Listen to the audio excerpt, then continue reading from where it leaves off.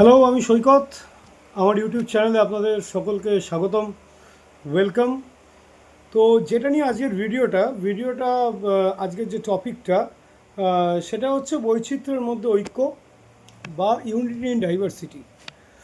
Unity in diversity এই টপিকটা শুধুমাত্র যে সোশিওলজিতে বা সমাজতত্ত্বে সেটা নয়, অনেকেই আপনারা হিস্ট্রিতেও পড়েছেন যে unity in diversity, Vincent Smith, এই সমস্ত নামগুলো আমাদের কাছে খুব পরিচিত কটা নাম। তো অ্যাকচুয়ালি ডাইভার্সিটি মানে কি? ডাইভার্সিটি মানে হচ্ছে বৈচিত্র্য। বৈচিত্র্য মানে অনেক রকম কিছু যেটা একসাথে। যেমন ধরুন, আপনি পাঞ্জাবি পরেন, কেউ শার্ট পরে, কেউ গেঞ্জি পরেন, কেউ লুঙ্গি পরেন, কেউ পাজামা পরেন। আবার আমাদের মা দিদি বোনেদের দিয়ে দেখতে গেলে কেউ চুড়িদার পরেন, কেউ বোরখা পরেন। তাহলে অনেক রকম পোশাক, এটাই বৈচিত্র্য। তাহলে বৈচিত্র্যের মধ্যে ঐক্য কেন?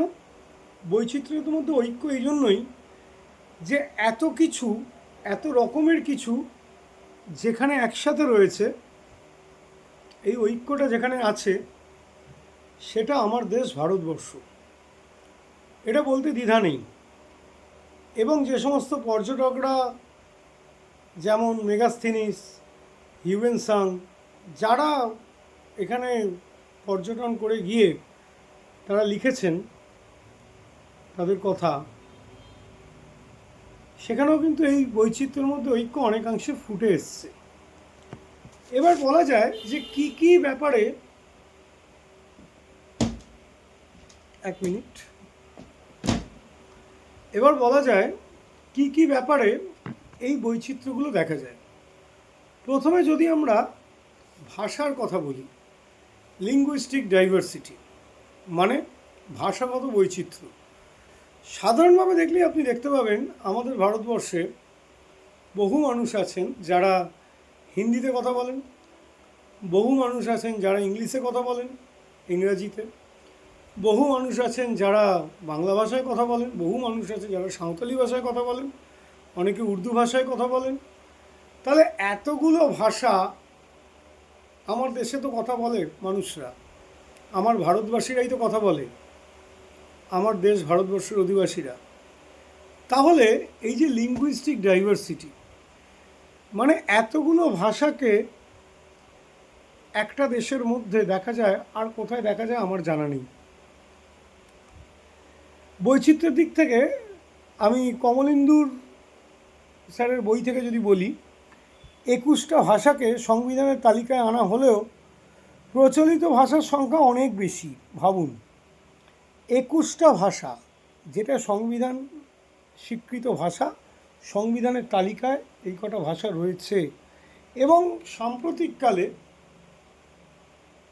2টো ভাষা জানেন বা 3টে ভাষা জানেন এরা মানুষের সংখ্যা প্রচুর। যারা 2টো ভাষা জানে, অনেকে আছে 3টে ভাষা জানেন।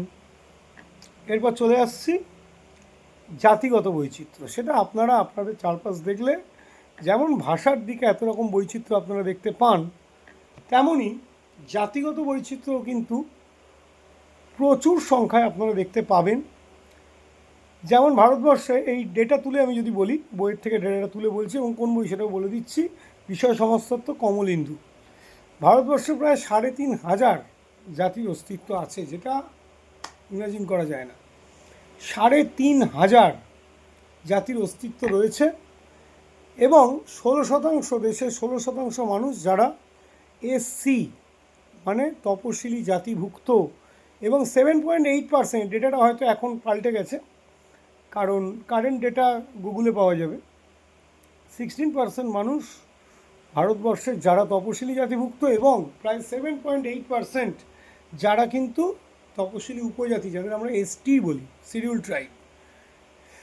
এবার জাতের দিক থেকে এখনও আরবানাইজেশনের ফলে জাতিভেদ প্রথা এখন অনেকটা কঠোরতা কমে গেছে, কিন্তু এখন অনেক জায়গায় উচ্চ, মধ্য, নিম্ন এই 3টে পর্যায়ে ভাগ করা যায়। সেখানে মণ্ডল কমিশন 3,743খানা জাতিকে, জাতিগোষ্ঠীকে অনগ্রসর জাতি হিসেবে তালিকাভুক্ত করেছে। 3,743টা জাতি, যাদের অনগ্রসর জাতি বলে চিহ্নিত করেছে কে? মণ্ডল কমিশন। তাহলে ভাবুন। এবার আসছি জলবায়ুগত বৈচিত্র্যে। যারা বেড়াতে যান তাদের কাছে এই পয়েন্টটা বলা মানে বেকার, কারণ তারা এই পয়েন্টটা অনেক ভালো মতো জানেন যে ভারতবর্ষের জলবায়ুগত দিক থেকে সাংস্কৃতিক দৃষ্টিভঙ্গি, আর্থসামাজিক বৈশিষ্ট্য সব আছে, কিন্তু আপনি দেখবেন জলবায়ু চরম ঠান্ডার জায়গাও আপনার আমার ভারতবর্ষে আছে, চরম গরমের জায়গাও আপনার আমার ভারতবর্ষে রয়েছে, চরম বৃষ্টিভাবাপন্ন জায়গাও আপনার আমার ভারতবর্ষে রয়েছে। তাহলে জলবায়ুগত যে বৈচিত্র্য সেটা কিন্তু আমার ভারতবর্ষে দেখা যায়। বৈচিত্র্যের মধ্যে ঐক্য বা ইউনিটি ইন ডাইভার্সিটি বললে যে কথাটা না বললেই নয়, সেটা হচ্ছে যেটা আপনারা ভাবছেন অলরেডি, যে এই বৈচিত্র্যটা কখন বলা হবে। কারণ পড়ানোর সময় সবাই এই পয়েন্টের অপেক্ষাতে থাকে, যে এই পয়েন্টটাই এখন অনেকের কাছে একমাত্র পয়েন্ট। তো সেটা হচ্ছে রিলিজিয়াস ডাইভার্সিটি। আপনার আমার দেশে এত রকম ধর্মের মানুষ একসাথে বসবাস করেন, যেটা অন্য কোনো দেশে আছে বলে আমার মনে হয় না। কারণ আমরা জানি আমার ভারতবর্ষ সেকুলার বা ধর্মনিরপেক্ষ দেশ।